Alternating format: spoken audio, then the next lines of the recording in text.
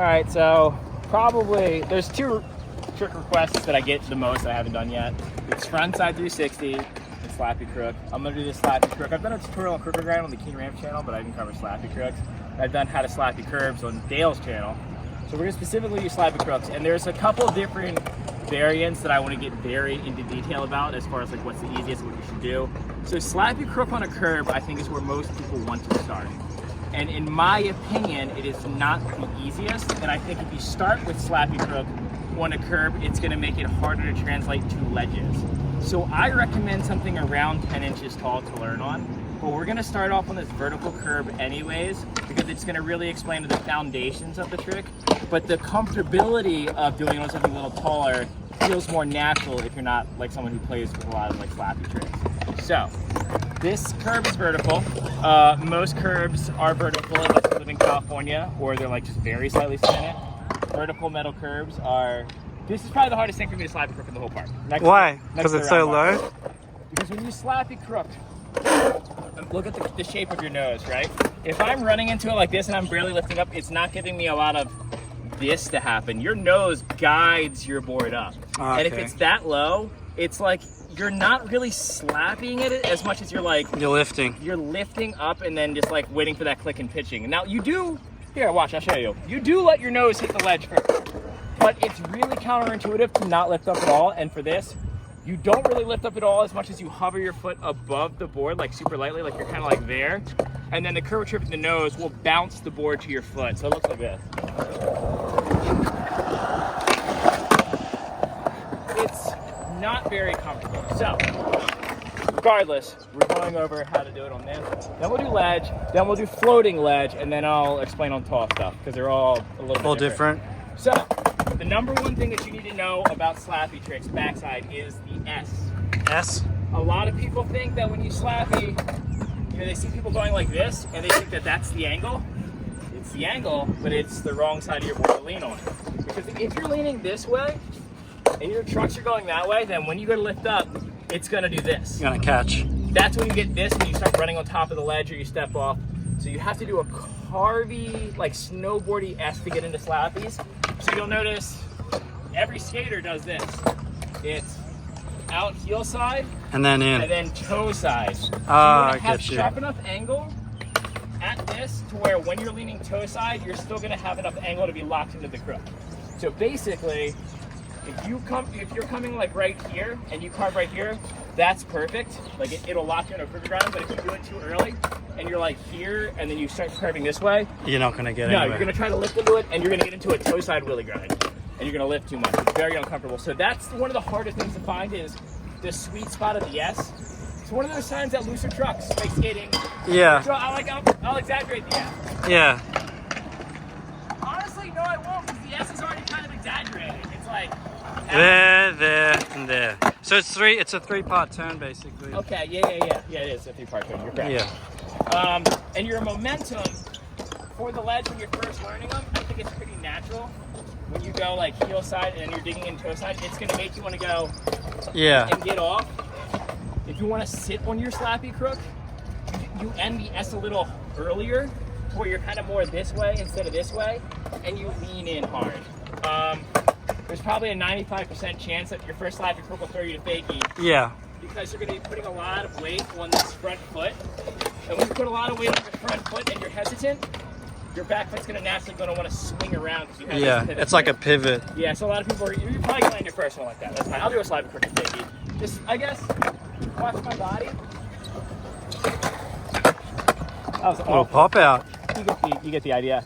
That one I actually kind of lifted up into. Mm-hmm. So this is what you don't want to do. Kind of manual into it when it's this low, which I feel like street skaters tend to want to do. Or non-Slappy skaters, like it's like like an ollie with your foot a little baby ollie, but you don't really clack your tail. Like it's the first ollie. Like freestylists would do this, and they would notice that they get a little bit of air in between. Yeah. If you do that, you really risk this happening. Oh, that's catastrophic. Yeah, you want, if you're a regular, this part of your board right here, you start to get these wear marks. You want these, and if you're goofy, it's going to be on this side. This part of your board right here is your Slappy best friend. I wonder if a slick deck right here would make Do you think it makes a difference if you can like K on a ledge and then you try to go Slappy K? I would recommend learning crooked grinds on a ledge first, for sure. Yeah. But you can also not. Right. I know that there's a lot of skaters who are just getting into it that are playing with curves before anything else, because curves are kind of having this like renaissance of a comeback. Yeah. And you absolutely can learn it on a curb first before you learn it on a ledge or ollie into it. But you want to understand how to sit on the grind, and I feel like it's board control. it is. I think you need more board control for a slappy. Yeah. Because there's a timing thing. When you ollie into a crooked grind, the second you get in, you pinch, you're there. Yeah. When you slappy, there's a waiting period. Now, on a curve this low, It's a very small waiting period. it's almost immediate. Like you're like, click, I'm in. So it feels kind of ollie, but it's honestly harder to do. We're gonna go do slappy crooks on this ledge over Taller here, ledge. just so it's the perfect height ledge. It's probably like a foot tall, so maybe a little taller than I would recommend, but it's damn near perfect. So it has a full face. There's no gap in it. A lot of skate parks have the gaps in the There's ledge. no underneath. Yeah, and the thing about these is slappies work on when there is no underneath, but I think it's just builds confidence. Makes it less weird. I'll do a quick slappy grip on it.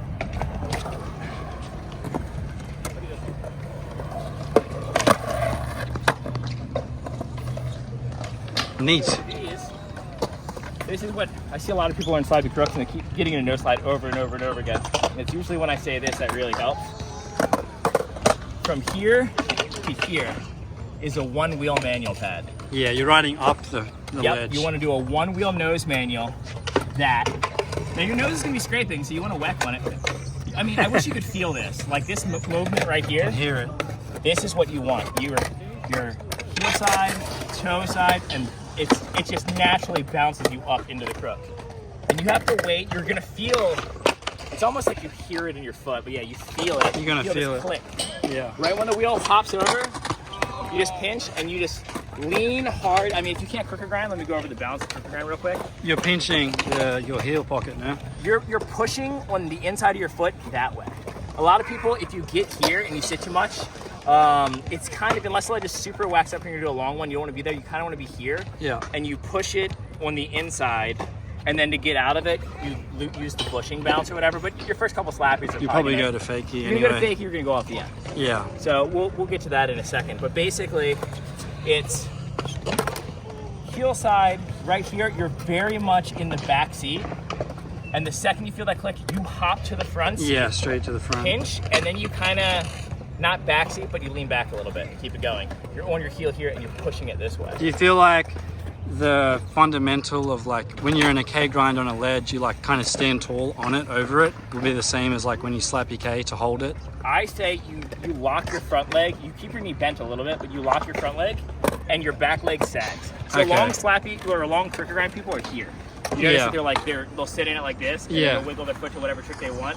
And it's like, this leg is like, you're not letting a lot of things happen in this leg, and you're letting more happen in this leg. Yeah, that's so a buffer. Like, it's a cozy spot. Like, when you're into a crooked grind, it looks like there's a lot of, it might not look like there's a lot of surface to sit on, but you can sit on a crooked grind a really long time if you just lean into it. A lot of people will get in the habit of popping out early the second they get in. Yeah. And like I say for every trick, like if you want to learn how to sit on it, grind until you come to a stop and don't fall off your board. Like grind and come to a stop and try to balance it as long as you can. Even if you can't, practicing grinding to a stop for like, I don't know, 10 minutes straight will teach you how to sit on the ground. Right. Yeah, we'll film one from behind. And Okay. then, yeah, I don't know, you should be able to see like the motion of everything, what my body weight is.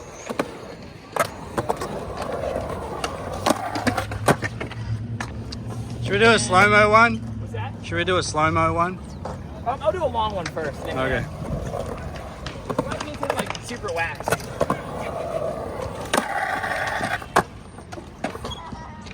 I mean, that's probably as long as that's gonna go on. Yeah, it's pretty dry. It's a dry boy. But yeah, one wheel, heel side manual, up the ledge, wait for the click, lean into it. Another thing is for crooked grinds, you might be wondering, do I want to be more this way or more this way? Yeah. It's more important to commit to staying on it no matter which way it goes. So I've gotten in some crooked grinds where I get spacey out here. Yeah. But you stay in it, and I've gotten in some crooked grinds where it's like almost backside nose grindy. You just hold that pinch. Always just try to move back towards the middle. So if you're here, you can try to get it to here, and if you're way out here, try to get it to here, but I guess ideally you're in the middle, but chances are you're going to end up in all sorts of different spots. Yeah. It's a teetery trick, and it's about committing your body weight. Yeah. If you fully commit your body weight, you're probably going to stay in it pretty well. What else should I say about Slappy Crooker grinds?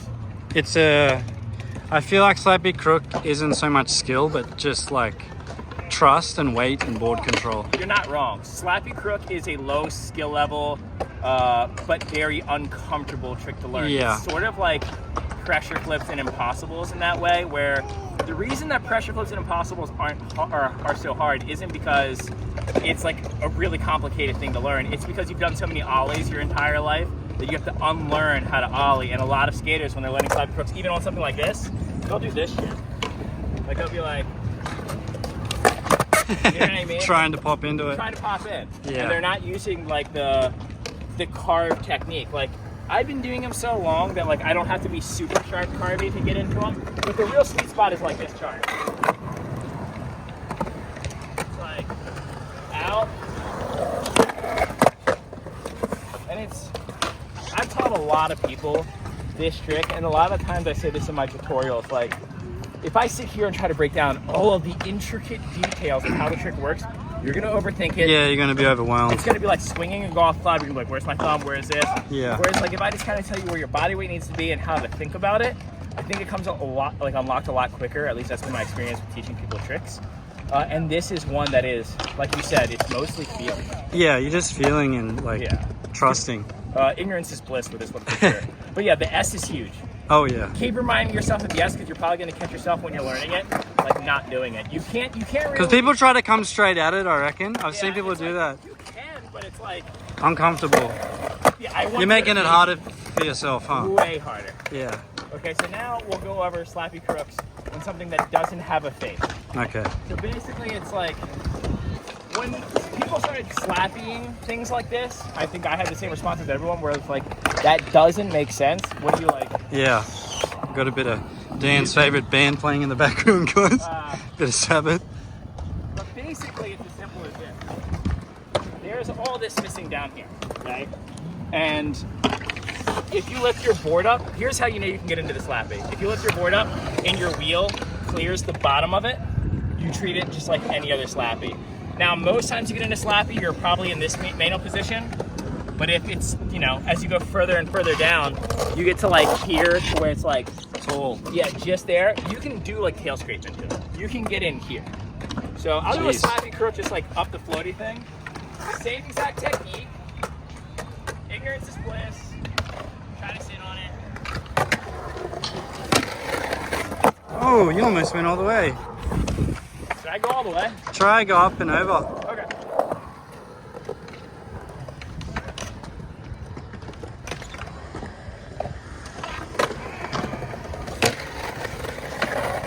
That was so sick.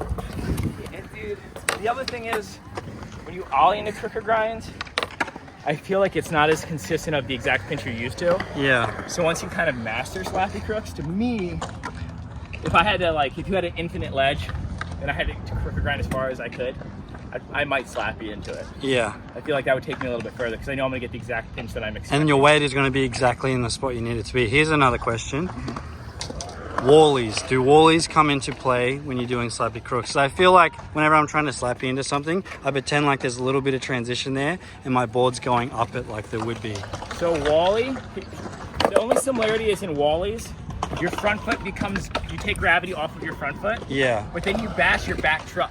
Yeah. So you when you Wally, it's more of like your front truck bounces off the board and your back truck rides off the wall. Yeah. You know what I mean? So a way to kind of bridge the gap is the Wally nollie out. So this concept of where you just kind of push off,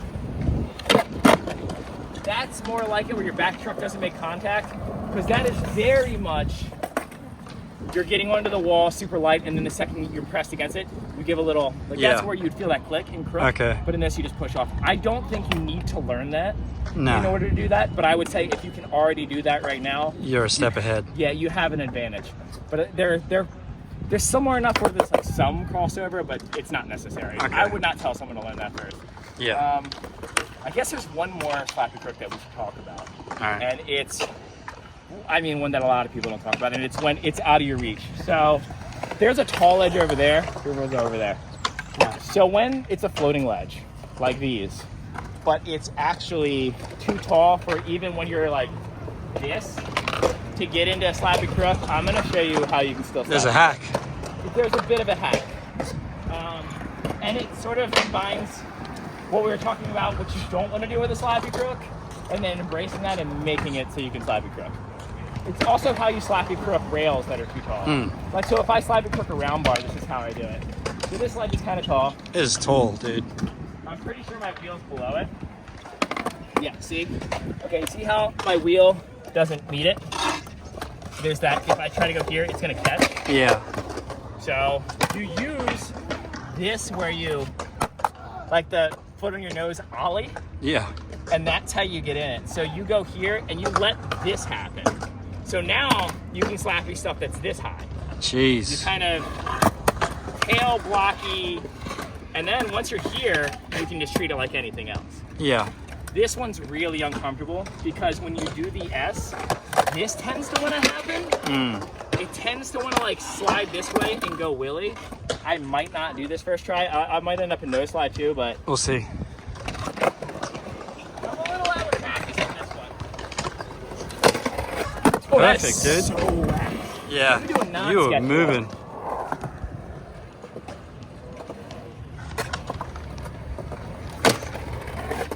Yeah, crazy whack.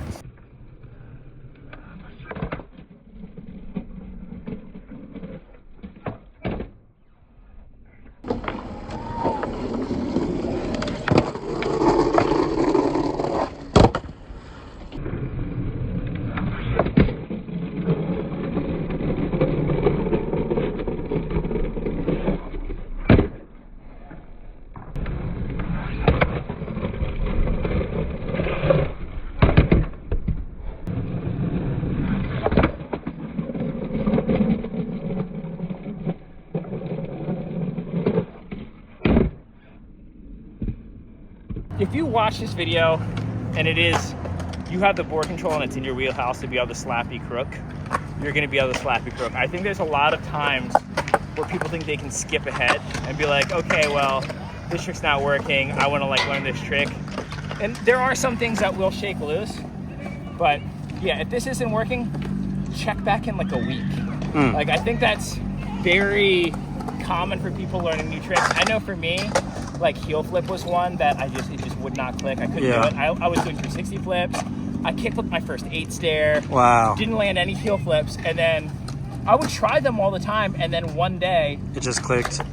maybe like in 5 tries I did one, and then I could do like 1 out of 3 the rest of the like day. Yeah. And then it was probably like a week later to where it was like, okay, this is a kick flip. You know what I mean? Yeah. So You got comfy with it. yeah, don't watch this tutorial and then have Slappy Crooks not work and then just walk away. Watch this tutorial, remember what I say, walk away and come back if it doesn't click. Yeah. Or just stay on top of it because you can definitely learn tricks that way too. You can force a trick to work because I tend to check back again later. I'm more of like I'll walk away and see. I'm posting a video later this week. I had a dream on how to do a trick, and then I went to skate park and learned it. It's the second time that's happened in my life. What? It happened with hard flips, and it happened with switchback tails recently. Wow. And I filmed it, and I landed switchback tail second try. Really? Back to switch. What the hell? Like it just clicked. And granted, I've done switchback tails like a long time ago in the past, but like all of a sudden I could just do them again. So yeah, that's like the video. Thanks for Sean for filming. We're gonna film another video for Sean's channel while we're here. He's gonna drink a Monster.